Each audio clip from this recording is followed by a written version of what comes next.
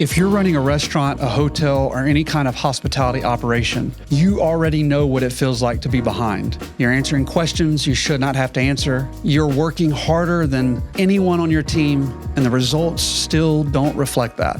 You've looked at your operation and thought, something has to change, but you're just not sure what. You see, the problem is not your team, it's not the market, it's not corporate, it's not the economy, and it's not your location. The problem is a missing piece of your leadership foundation. And if you don't deal with it, no system, no hiring, no training program is going to fix what you are experiencing. And that missing piece is called personal ownership. And in the next 10 minutes, I'm going to show you exactly what it is, why most operators don't actually have it, even when they think they do, and what you can do about it starting this week. Hi, my name is Donnie Peterson. I've been working around and in hospitality operations for over 20 years, including as an operating partner here at a Chick-fil-A franchise in Pensacola. What I have found is that working with operators at every level is that people who stay stuck often share a specific pattern. Not always, but often. And the people who break out of that pattern share a different one. The pattern that keeps people stuck has a name. And we call it the reactive loop. And the way out of the reactive loop starts with personal ownership. This is one of the concepts of our Leader OS framework that we teach at Calair. Everything else we teach sits on top of this. And if you get this wrong, the rest of your leadership will not work. Here's what the reactive leadership loop looks like. You come in and the day is already running you. Someone called out. There's a complaint from the night before. A vendor delivery is short.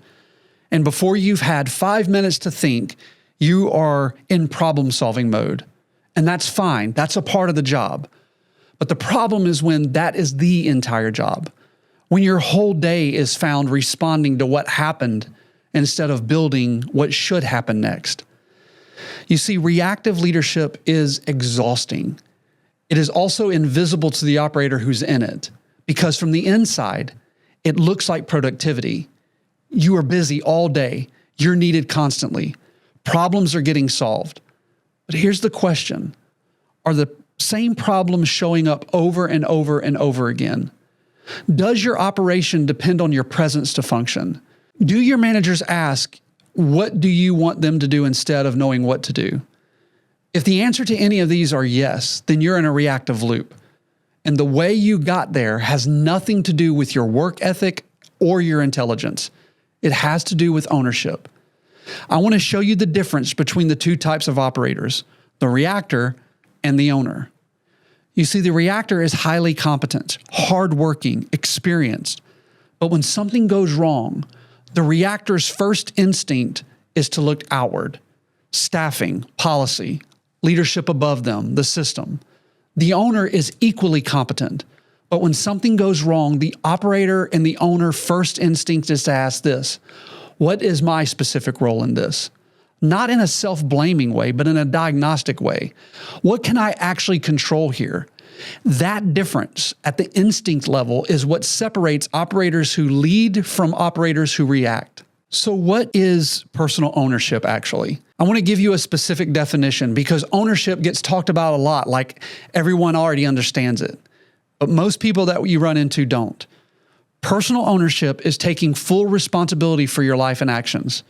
It is owning your decisions, acknowledging that you control your life, and recognizing that you have the power to shape your future. That definition has 3 parts. First, full responsibility, not partial, not situational, full. This is where most operators stop short. They own what went well, they explain what didn't. Full ownership means you stop explaining and you start asking, what was my role in the outcome, good or bad? Second, owning your decisions, all of them. The delayed hire you knew you needed to make, the policy that you reversed under pressure, the conversation that you avoided. Decisions are the most direct expression of your ownership. And if you're not making decisions clearly and standing behind them, then your team has no anchor. Third, you shape your future. This is not motivational language for us. It's operational reality. The culture of your team, the quality of your systems, the results you produce, all of it traces back to the choices you made or didn't make. That's ownership. Now let me tell you what ownership is not. Ownership is not self-blaming. It's not carrying guilt for every problem. Ownership is diagnostic, not punitive. You're not asking, what is wrong with me? You're asking, what is within my control? Ownership is not waiting for staffing to stabilize, not waiting for corporate to give you something, not waiting for better conditions. Ownership doesn't wait. It works with what it has. I want to tell you about a man named James Stockdale, because what he did under pressure is one of the clearest pictures of ownership that you will ever see. In 1965, he was a Navy pilot. He was shot down over Vietnam. He was captured and he spent 7.5 years as a prisoner of war. He was tortured repeatedly. He had no timeline, no control over his environment. And in that situation, he organized resistance. He created structure. He led men.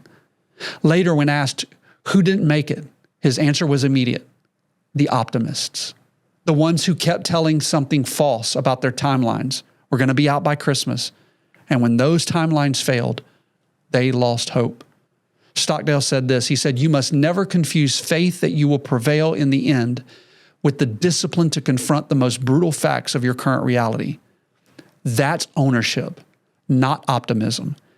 It is looking at reality exactly as it is, accepting it fully, and then deciding what you are going to do from where you are. So there are 3 places to apply ownership this week.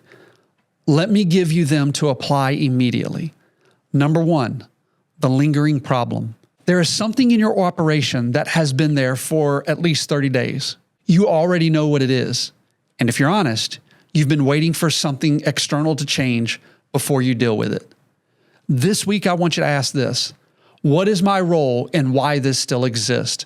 And then take 1 step to address it. Number 2, the decisions you've been avoiding. Every operator has one: a hire, a system change, a hard conversation. It feels like you're waiting for more information, but most of the time, you're just avoiding the discomfort. This week, make the call, own it, stand behind it. Number 3, the proactive window. Block 30 minutes this week, no reacting, no email, no interruptions, and ask this: what should I be building right now that I keep deferring? And then start building it. These 3 moves will tell you exactly where you stand, whether you're reacting or whether you're leading. Hey, if this sounds familiar, I want to give you a next step. We created a 5-day field guide on personal ownership, specifically for operators. It takes about 15 minutes a day. Every day includes a short concept, 1 reflection, and 1 action.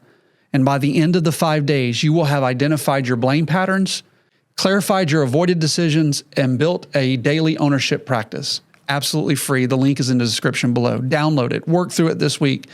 And if you don't mind, come back and tell us what you found. You see, personal ownership is not a personality trait. It's a practice. And like any practice, it starts with a decision. Stockdale made that decision in a prison cell with no certainty of survival. And you can make it in your operation this week as well. Most operators I talk to have great people. The problem is they don't have a system to develop them. And the gap between the people they have and the organization they could build, that is the most expensive gap in their business. It just doesn't show up on your P&L. Leader OS, it fixes that architecture. It's a proven leadership transformation ecosystem built into your operation. 3 phases. We would diagnose your culture and your people, build your bench, and then scale the system. We only work with 6 businesses at a time. If that sounds like where you are, it's worth a conversation. See the link in the description below. I would love to see if we're a fit. If this was useful, subscribe. I share content weekly on leadership and operational excellence for hospitality. And if you know of someone who needs this, then share it with them. I'll see you in the next video.